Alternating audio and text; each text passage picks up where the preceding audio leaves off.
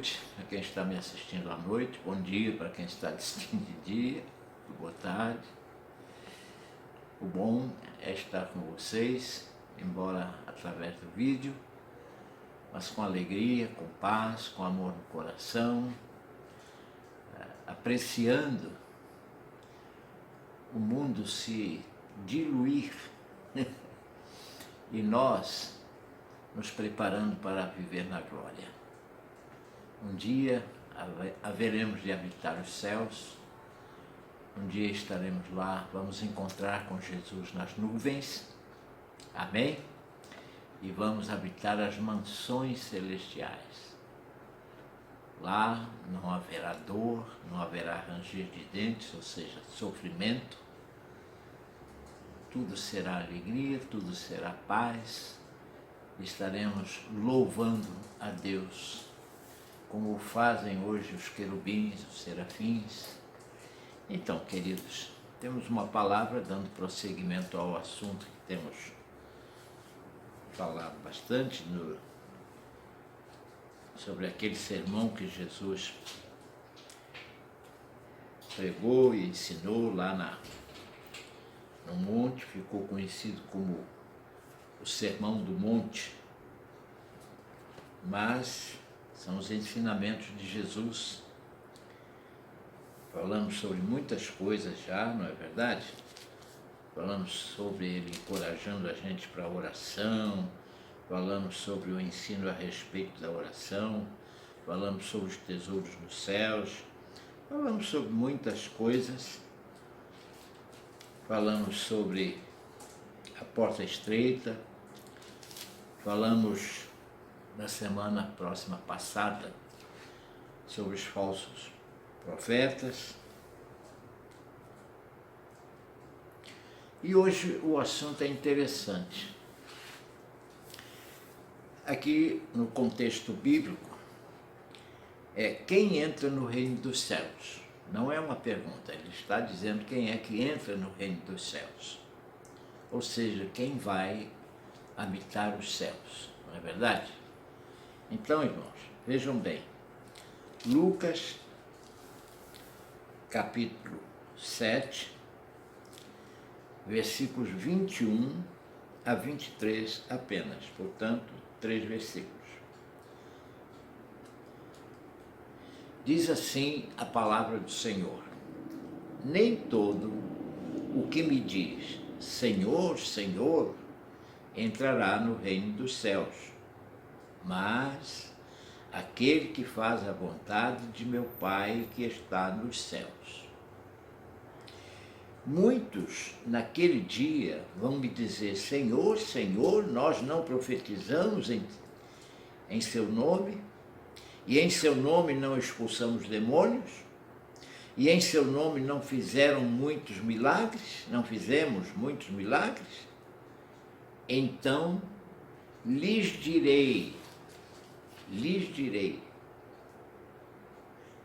claramente: eu nunca conheci vocês. Afastem-se de mim, vocês que praticam o mal. Irmãos, isso é uma colocação do próprio Senhor Jesus. Aqui não foi Pedro, nem João, nem Paulo, mas foi o próprio Senhor Jesus que falou isso. E é interessante que ele aqui já declara que no julgamento, no grande julgamento que haverá pelas nossas práticas, e também para definir os que entram no céu e os que não entram, ele declara isto com muita veemência. Preste atenção.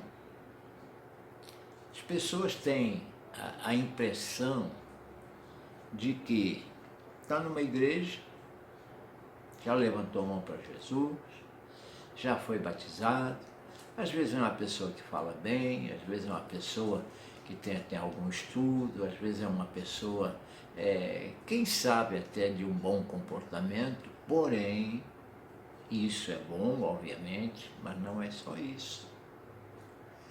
São doutrinados e ensinados por falsos mestres, são incentivados a fazer coisas gananciosas e vergonhosas, mas com aparência do bem. Eles têm aparência, prestem atenção nisso, eles têm aparência do bem, de boa gente. Podem compreender isso? Mas não são. Não são porque o interesse ali não é o verdadeiro interesse que devemos ter, que é de cuidar do rebanho, de ensinar-lhes a boa palavra, isto é, dar-lhes o pasto verdejante, dar-lhes a água tranquila, que é a própria palavra de Deus, dar-lhes o alimento para crescimento, para serem salvos. Essa é a função dos ministros do Evangelho, essa é a função dos líderes, isso é a função dos pastores, profetas da igreja. Mas quando a coisa se volta para o lado econômico, principalmente, ou de boa fama, sabe, querer aparecer, não, eu faço e aconteço, eu orei e o milagre aconteceu. Cuidado, nós devemos sim orar, se formos sinceros o milagre vai acontecer, mas a glória não é nossa, a glória é de Jesus, a glória é do nosso Deus. Podem compreender isto? Então vejam só, versículo 21 diz assim: nem todo que me diz Senhor, Senhor entrará no reino dos céus. Ou seja, nem todo aquele que visualmente, na presença de pessoas, ele clama como se estivesse sendo sincero: Senhor, Senhor. Anda com a Bíblia debaixo do braço, repete versículos para todo mundo ver que ele conhece a Bíblia, aí fica repetindo versículos. Você fala com a pessoa e a pessoa responde com um versículo, não tem a intenção, talvez, de mostrar humildade, não. Quer é aparecer mesmo, é dizer que sabe a Bíblia. Ah, como vai, fulano? Ah, com Cristo no barco, tudo vai muito bem. Isso é frase feita. É verdade? É verdade, não é mentira. E o problema não é só o que se fala ou o que se faz, é como se fala ou como se faz. Por isso que Jesus disse: nem todo aquele que diz Senhor, Senhor, entrará no reino dos céus. Aí você pergunta: mas quem entrará? Aí ele responde: mas aquele que faz a vontade de meu Pai que está nos céus. Aqueles que fazem a vontade de Deus são esses que são os verdadeiros cristãos, são esses que haverão de herdar o reino dos céus. Podem compreender isso? São pessoas que com sinceridade falam de Deus, vivem segundo a vontade de Deus, claro, com suas limitações, dentro da sua pequenez, porque somos pequenos, mas o que se passa no coração e na mente daqueles que são sinceros, é isso que Deus está olhando. Deus não olha apenas o exterior, Ele olha o interior também, e principalmente o interior, porque o Espírito não habita na nossa pele, ele habita no nosso interior. Podem compreender isso? Amém? Aí no versículo 22 ele diz assim: muitos naquele dia vão me dizer, Senhor, nós não profetizamos em teu nome?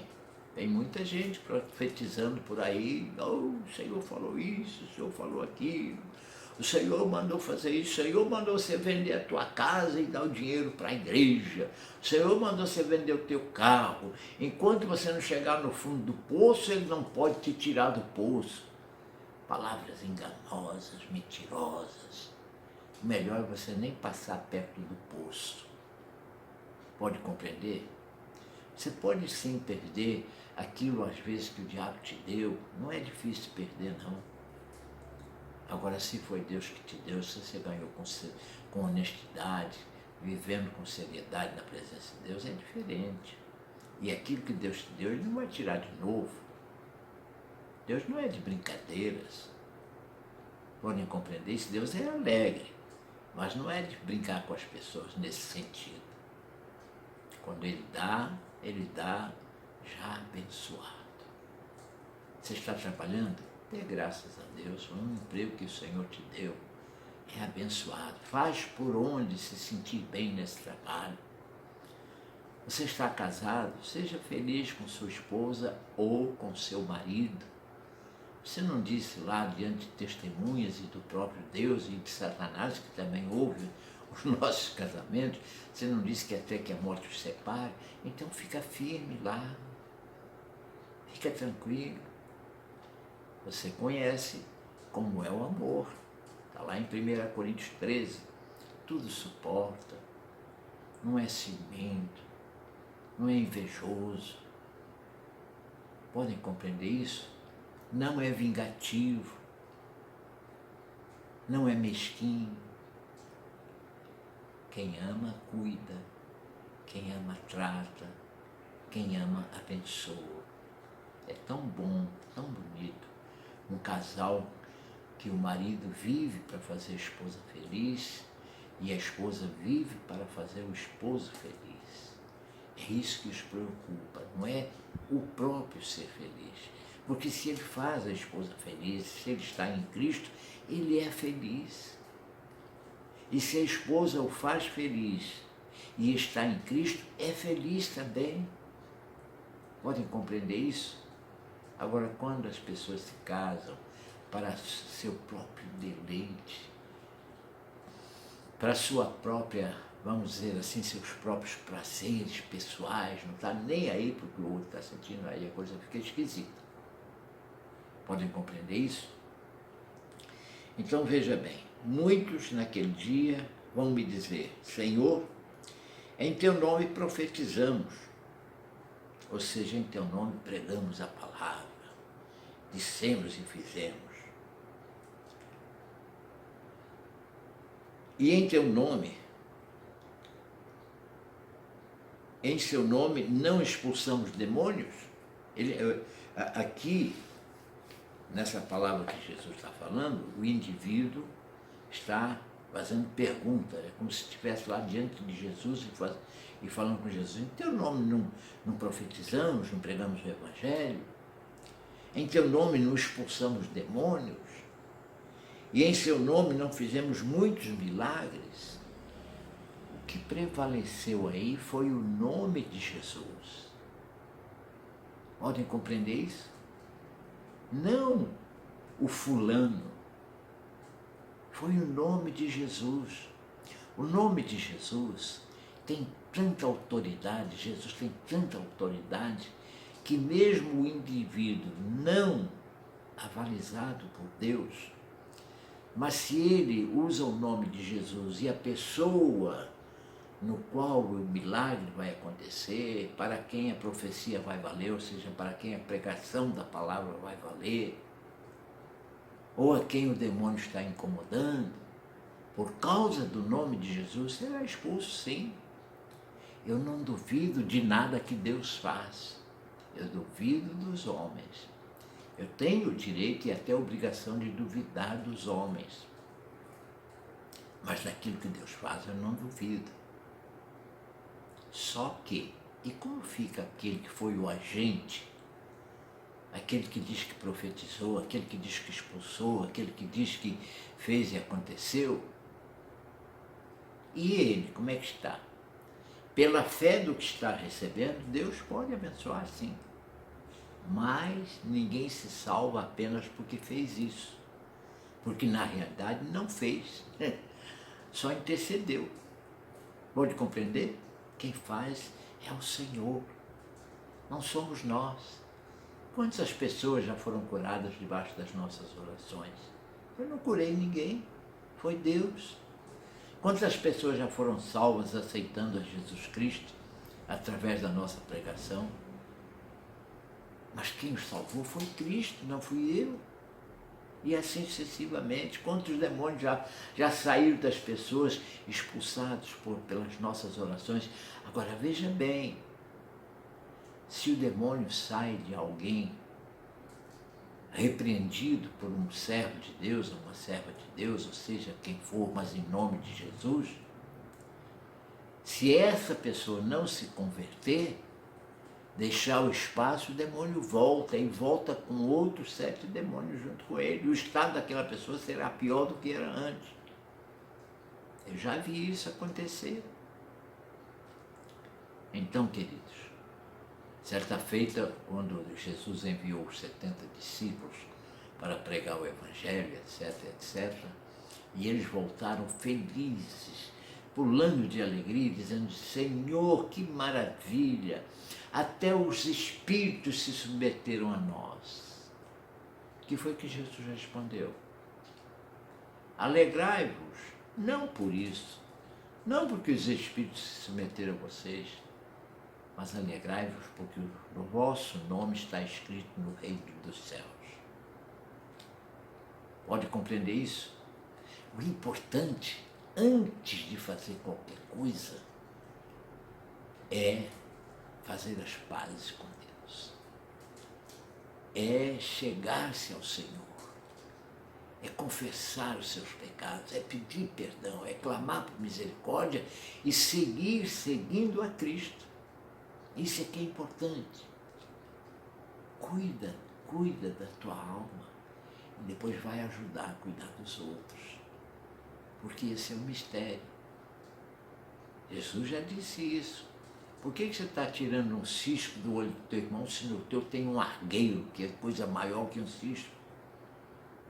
Tem uma trave no teu olho e você quer tirar um cisquinho pequenininho do olho do outro? Tira primeiro a trave do teu olho e depois vai então ajudar os outros. Podem compreender isso? Em seu nome não expulsamos demônios, em seu nome não fizemos muitos milagres. Então lhes direi, é o próprio Jesus que está aqui ensinando isso, ele está dizendo que ele vai estar lá, porque ele estará nos julgando não para a salvação, porque os salvos já estão salvos, já chegarão lá, já, vamos dizer assim, já tendo a garantia da salvação pela presença do Espírito Santo nas suas vidas. Mas é o julgamento pelos atos, pelas práticas, para receber galardões. Podem compreender isso? Então ele diz assim, então lhes direi claramente, ou seja, não vai deixar dúvida. É uma coisa muito clara, para você não sair dali pensando, meu Deus, será que é isso, será que é aquilo? Não, é muito claramente. Ele diz, eu nunca conheci vocês. Por que ele nunca conheceu aquelas pessoas? Porque elas nunca receberam verdadeiramente a Jesus Cristo como Senhor e Salvador, confessando seus pecados, negando-se a si mesmo, tomando cada dia a sua cruz, ou seja, sendo responsável pela vida cristã, pela nova vida que Deus lhes concedeu. E não seguiram a Jesus como deviam. Estão seguindo falsos profetas com falsos ensinamentos, com ensinamentos cobiçosos, pretensiosos. Podem compreender isso? E ele termina dizendo, afastem-se de mim, vocês que praticam o mal. Quando falamos uma vez sobre pelos frutos os conhecereis, você, para ter uma convicção de que uma pessoa está sendo usada por Deus ou não, procura ver, procura observar, não fazer disse-me-disse, fazer fofoca, nem ficar perguntando, levantando suspeitas, não. Observe com seus olhos, com seus ouvidos também, o proceder daquelas pessoas. Se essas pessoas têm uma vida limpa, ou se são pessoas cheias de dívidas, que não pagam, Vocês não sabem, nem podem imaginar quantas igrejas evangélicas aí estão penduradas na justiça porque não pagaram os aluguéis das suas igrejas, dos seus templos. Quantos vigaristas tem nesse meio? Podem compreender isso? A televisão fala muitas vezes, o rádio fala muitas vezes, mas nós conhecemos muitos, porque vivemos nesse meio, conhecemos muitos. Pessoas que aparentam uma coisa e são outras por trás. Sabe aquela história do devo, não nego, pago quando puder? Isso já é uma coisa errada. Devo, não nego e pago quando foi marcado para eu pagar. Pode compreender isso? Ainda há pior, ainda há quem diga devo, não pago e nego enquanto puder. Já pensou? Quer dizer, além de vigarista, é mentiroso. O vigarista, de regra, é mentiroso, né? Mas além de caloteiro, é mentiroso. Está cheio disso por aí. Pessoas que sugam o dinheiro da igreja. O dinheiro da igreja nunca dá para nada. Tem campanhas todo dia, de manhã, tarde, à noite. Campanha para isso, campanha para aquilo, campanha para pagar o sangue, campanha para fazer o molho pardo, campanha para comprar pimenta, campanha para tudo. Não que seja pecado fazer uma campanha, mas tem que ter um objetivo. Nós fizemos uma campanha quando construímos o templo e pela misericórdia de Deus, Deus concedeu e o templo foi construído. Podem compreender isso? Agora, fazer campanha buscando os meus interesses, a gente escuta muitas vezes, pague, dê a sua oferta para manter esse programa na televisão. Por que manter o programa na televisão? Se ele não tem dinheiro, não tenha programa na televisão. Eu, por exemplo, não tenho programa na televisão. Falei na rádio, muitos anos na Rádio Relógio, mas na televisão não. O nosso bispo, certa feita, abriu um programa na televisão. Vocês vão lembrar, os mais antigos vão lembrar o Ponto de Encontro da Igreja Nova Vida, Igreja Pentecostal Nova Vida. Quando ele observou que naquela época, pagava 30 mil por cada 5 minutos que falava na televisão, eram 15, mas a cada 5 minutos eram 30 mil. Ele disse, com esse dinheiro, 30, 60, 90, a gente constrói igrejas. Aí tirou o programa do ar. Por quê? Porque igreja é mais importante do que programa. Você assistindo um programa na televisão, você não pode abraçar os seus irmãos. Você não pode agradecer ao pastor ou aplaudir o pastor, aplaudir a Jesus, né, num momento de alegria, de adoração. Você está compreendendo? Não há comunhão, você não está em comunhão, você não tem comunhão com a televisão, nem pode abraçá-la. Cuidado, que você pode levar um choque e cair duro ali. Então, meus irmãos, a televisão é bonito? É, mas quem não pode, não faz. Porque se os irmãos não ajudarem, o programa sai do ar. Problema dele. Aí pregar na igreja. Não estou falando mal, irmãos. Eu estou explicando o que acabamos de ler. Muitos me dirão, em teu nome profetizamos, em teu nome expulsamos demônios, em teu nome fizemos muitos milagres. E Jesus, claramente, com toda a nitidez, com todas as letras das palavras, ele diz, nunca vos conheci, apartai-vos de mim, vós que praticais o mal. Observe as práticas dessas pessoas no particular. Então, queridos, que Deus possa ajudar você a entender. E vou dizer mais, não são todos assim. Tem pastores sérios, tem igrejas sérias, e você, para servir ao Senhor com seriedade, deve procurar uma igreja assim, uma igreja séria. Não é a igreja que faz culto para os membros, é a igreja que faz culto para Deus. Porque nós vamos à igreja não é para buscar bênção.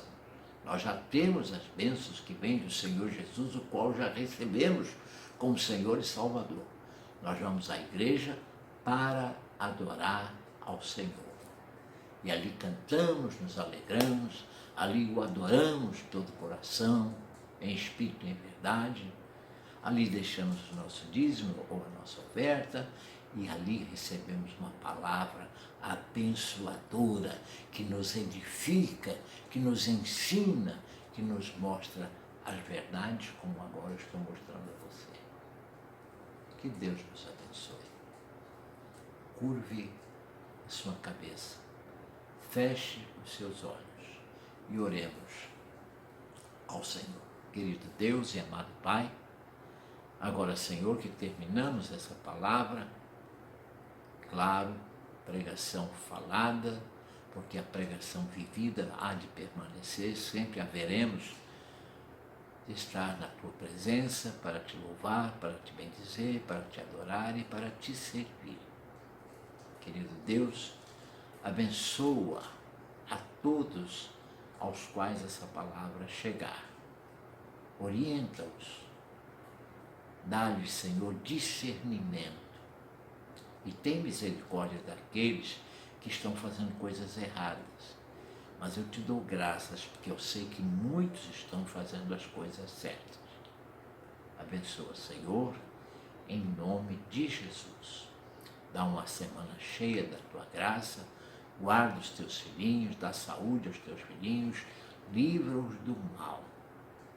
E aqueles que ainda não Te conhecem e porventura estão ouvindo essa palavra, que possam compreender que a palavra de Deus, que a Bíblia Sagrada, é coisa santa, é a Tua palavra, és Tu falando à igreja. Fala, Senhor, ao coração dos Teus filhos. Revela-te a eles para que Te recebam com paz e com alegria.